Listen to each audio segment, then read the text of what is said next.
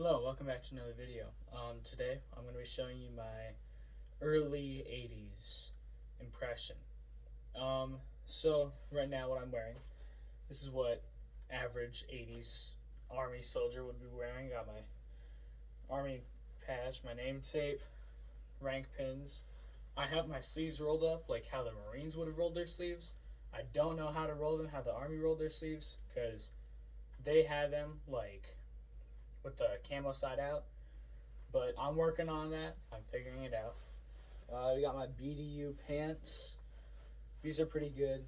They're all of everything that I have, almost everything that I have, is original, unless I say otherwise. But like, of course, like nobody really makes like reproductions of 80s stuff, you know. But I'm also wearing my, I think this is patrol cap. Everything that I'm wearing right now, this all belonged to one veteran. Not gonna say his name, but Smith. Yeah, whatever. But he very generously gave me a bunch of his stuff that he had in the 80s. Yeah, so thank you, Mr. Smith. What else? Yeah, that's it. Thank you, guys. No, I'm just kidding. So first we have a basic gear. All right. First we have M16 pouch with flashlight. It's both original. A canteen with pouch, both original, obviously. This one is not original. This is canteen with pouch, also Alice. I took the little outside pouch off to make it look like a Vietnam one. Really stupid of me. I probably shouldn't have. We have a Vietnam War era first aid pouch with all of the original contents inside. Another M16 pouch. We have my Alice belt. It's got a different buckle from most Alice belts. It's got like the older style, but it's still accurate. Obviously the Alice suspenders. And on the right shoulder, I have another first aid pouch. This one's upside down. Also with the original stuff inside. I have all of my stuff laid out on the ground. Sorry you guys can't see that, but you know, it is what it is. Next we have, this is reproduction jungle first aid kit, or individual first aid kit if you're like one of those people. That term wasn't even made until after the war. This is reproduction, sadly. Same with the box that's inside. This wasn't used by the Army very much. It was mostly used by the Marines. But it was still somewhat, like barely seen at all with the Army. We have a 2-quart canteen pouch from the 80s. Doesn't have the canteen, but it's still a really neat thing to have in my collection, and it's a really neat thing to have for my impression. I will be getting a canteen sometime for this thing. So yeah, watch out for that.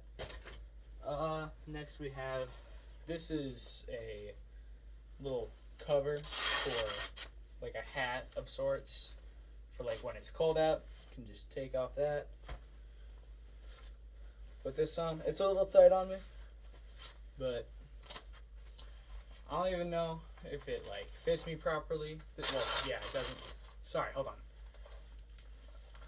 I don't even know if I'm wearing it correctly, but it feels nice and it's warm. So it looks a little weird though. But yeah, it's a pretty cool thing to have as well. Probably will never use this, but maybe when it's cold and I just want to just chill with my stuff. Next we have the M1 helmet. I do not have a Headgear helmet. I'm working on getting one of those with the cover. But on it, I have the Woodland Camo helmet cover with my sun, wind, and dust goggles from 1974. This M1 helmet comes with Vietnam liner, and it The shell is from the Korean War. It's got one chin strap on it. The other one is gone. It's also got a helmet band, but when I was younger, I took the little reflective things off of the back of it, the cat eyes. So yeah, it's pretty dumb of me, but it's cheap Chinese copy anyways.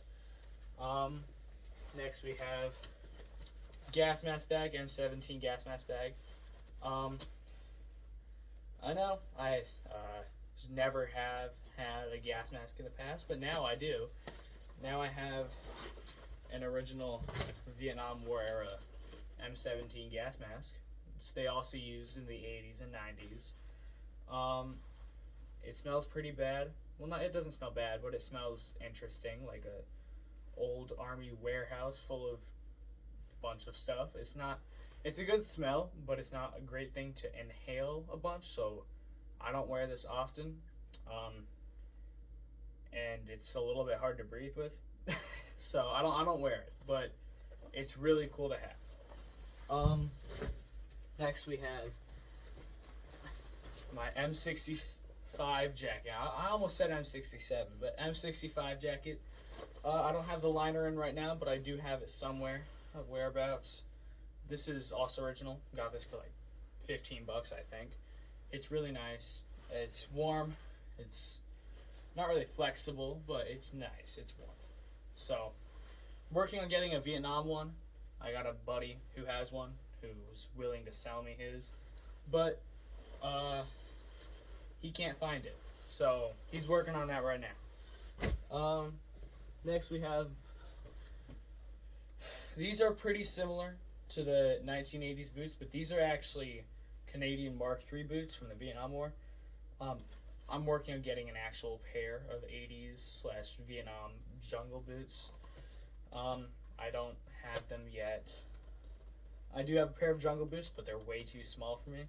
They did use those in the 80s somewhat, and very little bit in the 90s. But because they were comfortable. But these work perfectly fine. They look very similar. And next we're moving on to the weapons. All of these are dummy rifles or airsoft rifles. This is an airsoft M4, Colt M4. It's pretty junky. It's like Chinese, but it looks pretty similar to the M4 that they had in the 80s. It's also got blue, like on the mag and on the handle. But it's also a little smaller than the one that they actually had. But this would have been one of the rifles that they used in the 80s. Next we have an M14.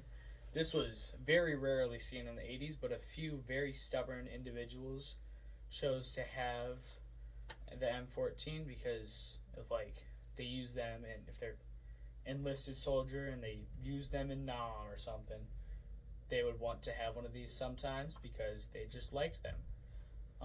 I don't know why. They're not the greatest rifle, but they're all right. And then next we have, this is a dummy, not real. This is like a training rifle. This is an M16. It's got the sling. This would have been the main rifle used by most troops in the Vietnam War and in the 80s and a little bit into the 90s. But it's a very nice rifle. I don't have an actual one, obviously. Those are kind of illegal, but yeah. It's got a nice carrying handle.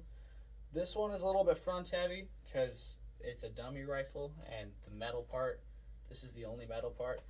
But I do think it's about the same weight and size of an actual one. But yeah, that's about it for rifles. There were other rifles and pistols that were used, but I don't have those. Next, we're almost done here. Just hang in with me. We got a pair of gloves. These are really nice. They're a little bit stylish too. They're really nice, but they come with wool inserts so that my hands can stay warm and still look cool, because sometimes one cannot exist without the other, but today they can. It's pretty nice. I would usually be wearing them with the sleeves rolled down because this looks weird. Looks like I'm trying to be cool or something like yeah. But yeah, they're really nice. My cousin has a pair of these, except they're canvas, and those are Rappling gloves. And then this is, I think, the last item that we have for today. A thing of camouflage face paint. It's pretty much what it sounds like. It's just camouflage face paint. But also, a couple additions to the collection. If I can get this down. Original Vietnam War M1 helmet. Just the shell for now. And it's got a dent in it, so I can't put a liner in yet, but I'm gonna buff that out soon. Couple other things. A bunch of Desert Storm trading cards, and I mean like a bunch. This isn't even all of them. This is less than half of them. In fact, this is like that was more like a fifth of all of the ones that I have right now. But and then a bunch of other things from the 80s as well that I didn't have in this video. But I do have like a big poster. Not really poster, but like it's a sign, I suppose you could say. It shows how to, like, all the parts and pieces of an M60 machine gun and a 50 caliber machine gun. I don't know what type of 50 cal, but 50 cal. And it shows how to deassemble it, how to reassemble it. And yeah, that's pretty cool. One more thing, actually. OG 507 shirt, used early in the 80s. Made in 1973. But yeah, that's about it for today. Thank you guys for watching my video. See you in the next one. See ya.